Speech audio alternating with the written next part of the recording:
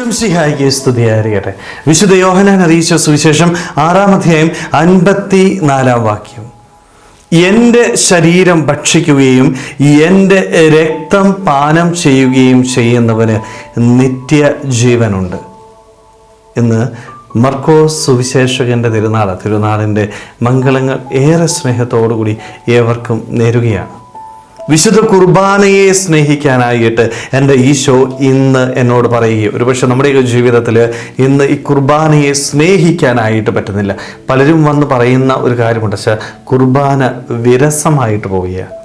കുർബാനയിൽ ഭക്തിപൂർവം പങ്കെടുക്കാനായിട്ട് സാധിക്കുന്നില്ല.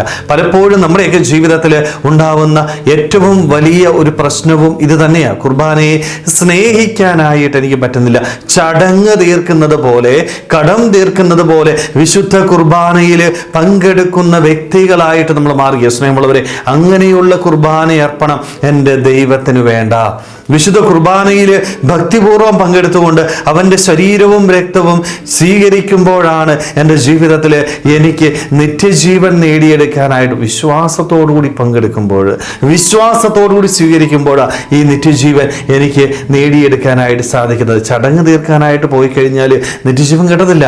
അത് വെറും പ്രഹസനമായിട്ട് മാറുകയാണ്. സ്നേഹമുള്ളവരെ, പലപ്പോഴും നമ്മുടെയൊക്കെ കുർബാന അർപ്പണം ഇന്ന് ഇതാണ്. മറ്റുള്ളവരെ കാണിക്കാൻ വേണ്ടി ഞായറാഴ്ച പള്ളിയിൽ പോയില്ലെങ്കിൽ നാട്ടുകാരെന്നാ പറയും, അല്ലെങ്കിൽ ഞാൻ പള്ളിയിൽ പോയില്ല എൻ്റെ വീട്ടുകാർ കുറ്റം പറയത്തില്ലേ, അല്ലെങ്കിൽ ഞായറാഴ്ച പള്ളിയിൽ പോയില്ലേ കടമല്ലേ, ആ കടം തീർക്കാനായിട്ട് ഞാൻ കുർബാനയിൽ പങ്കെടുത്താൽ അതെനിക്കൊരിക്കലും നിത്യജീവന് കാരണമാവത്തില്ല. മറിച്ച് ഞാൻ ഭക്തിയോടുകൂടി വിശ്വാസത്തോടുകൂടി കുർബാനയിൽ പങ്കെടുക്കാനായിട്ട് തയ്യാറാവും. കുർബാന കാണാനായിട്ട് പോകരുത് കേട്ടോ, കുർബാന അർപ്പിക്കാനായിട്ട് പോയിക്കേ. നമ്മുടെ ജീവിതത്തിലെ പ്രയാസങ്ങളും ബുദ്ധിമുട്ടുകളും ഒക്കെ വിശ്വാസത്തോടുകൂടി പുരോഹിതനോടൊപ്പം നിന്ന് ബലി അർപ്പിക്കുമ്പോഴാണ് എൻ്റെ ജീവിതത്തിൽ എനിക്ക് അനുഗ്രഹങ്ങൾ ലഭിക്കുക.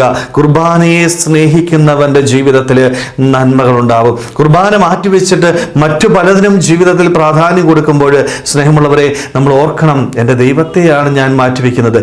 ദൈവത്തെ മാറ്റിവെച്ചോടരുത്, അവിടെ വീണു പോകും. സ്നേഹമുള്ളവരെ, അതുകൊണ്ട് വിശുദ്ധ കുർബാനയെ നമുക്ക് സ്നേഹിക്കാം. കുർബാനയ്ക്ക് വേണ്ടി നമ്മുടെ ഇഷ്ടങ്ങളും ആഗ്രഹങ്ങളും മാറ്റിവെക്കുവാനായിട്ട്, ത്യാഗത്തോടുകൂടി വിശ്വാസത്തോടുകൂടി വിശുദ്ധ കുർബാനയിൽ പങ്കെടുക്കുവാനായിട്ട്, എൻ്റെ ഇഷ്ടങ്ങൾ മാറ്റിവെച്ചുകൊണ്ട് ത്യാഗത്തോടുകൂടി വിശുദ്ധ കുർബാനയിൽ പങ്കെടുത്ത് അവനെ അനുഭവിച്ച് സ്വീകരിച്ചുകൊണ്ട് നിത്യജീവൻ നേടിയെടുക്കുവാനായിട്ട് നമുക്ക് ഓരോരുത്തർക്കും ആത്മാർത്ഥമായിട്ട് ആഗ്രഹിക്കാൻ പരിശ്രമിക്കുക. ദൈവം നമ്മളെല്ലാവരെയും സമൃദ്ധമായിട്ട് അനുഗ്രഹിക്കട്ടെ. ആമേൻ.